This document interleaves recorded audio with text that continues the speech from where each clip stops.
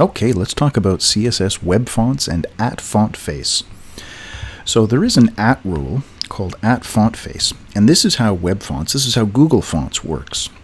You can define fonts that you're actually loading from your server, from your local computer, and use those in your web page.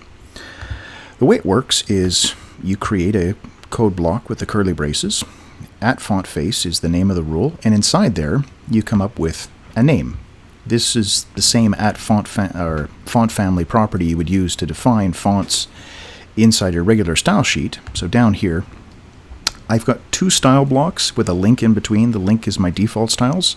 I would normally put this inside of my external style sheet as well. I'm just breaking it up into 3 parts to illustrate what I'm doing. So font face is the part that loads the font. We provide the name, and then the font family property is where you would use this name. Now, you can call this anything you want. It does not have to be the actual name of the font, but for simplicity's sake, for clarity's sake, it's recommended that you actually do this.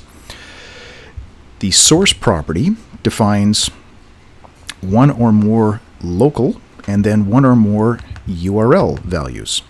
The local is if the person who is looking at your web page has this font installed locally on their computer, what would it be called?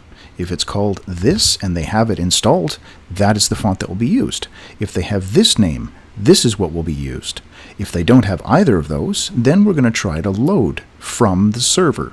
And this URL is relative to the location of the web page that they're currently looking at. So inside of here, inside this folder, it would be expected that these files would be there. They're not currently. I'll come back and talk about the support for the fonts in a little bit. In the H1 element, I'm saying unchanged thoughts followed by cursive. Now, this generic cursive is what's being shown here, because if I change this to serif, that's what we get. I'm going to put it to cursive. I'm actually going to load the font. Now, Google Fonts, what they're doing, they're giving you this link tag to point to a CSS file. If you actually look at this URL that you're getting from Google Fonts, if you browse that, I know it's pretty small, but we can scroll through here and find just the basic. Here's the Latin right here at the bottom. So @font face, here's the name, font style, font weight. You can define these as well. Up inside here, you can say that the font is only the bold version or the italic version. And then local, 2 different versions, and then they've got the URL. The one thing that they do is they test to see what the user agent is, and based on the user agent, they're going to send you back only one URL, because they're going to say, here's the URL for the best font, best version of this font that is supported by your computer. And then they define a Unicode range. I'm going to do another video about this a little bit later, so I'll just leave it as at that for now. But this is what we are defining inside of our CSS. If we're doing something that's not a Google web font, it's a web font of our own, or something that we've bought, we've paid for. Now, oftentimes, if you've bought a font, you'll only have one version of it. So this one, for example.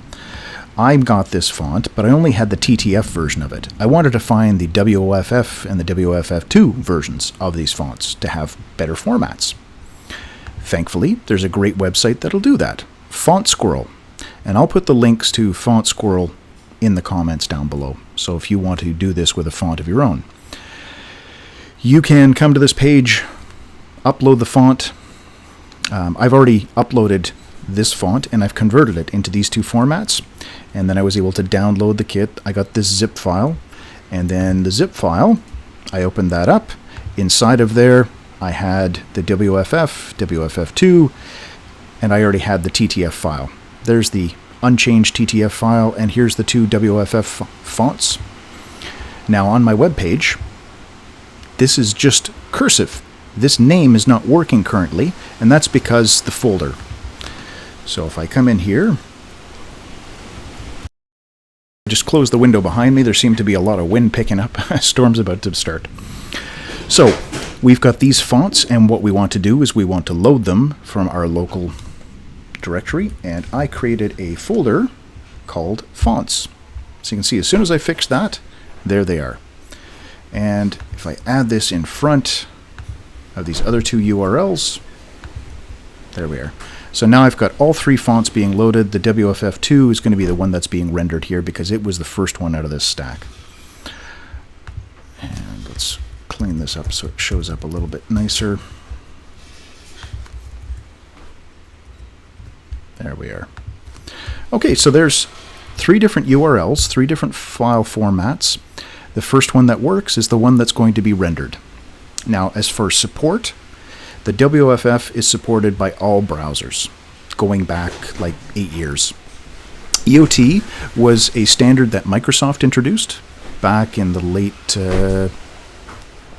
2008, 2009, 2007, somewhere in there. But it never got support by the other browser companies. SVG works, but only for Safari and iOS. So Safari on OS X and on iOS. TTF, OTF, this is supported by absolutely everybody, i.e. at least version 11 and up, I think going back to i.e. 9 or 10 as well. But WFF, TTF, OTF, those three are safe everywhere. And then WAF2, the later version, obviously wasn't supported on IE. It is supported in Edge. Safari on iOS, yes, and OS X, but only on Sierra or High Sierra or later. All the other browsers since like 2014, 2015, 2016, they all slowly started picking it up. The last couple of years, everybody supports this. Well, all the modern browsers support this. Yeah, so that's it for the support for these different font families. This is how the @font face works. And just to illustrate the point here, if I change the font name to XYZ, this goes back to the default cursive. If I come down into here and I change the name XYZ, there it is back to the font. So just to show that you can call it anything you want, it's just for simplicity's sake, it's better to use the actual name of the font. All right, so I hope that helped you out. Hope you now have a better understanding of how @font face works. And if you have any questions, please feel free to leave them below. And as always, thanks for watching.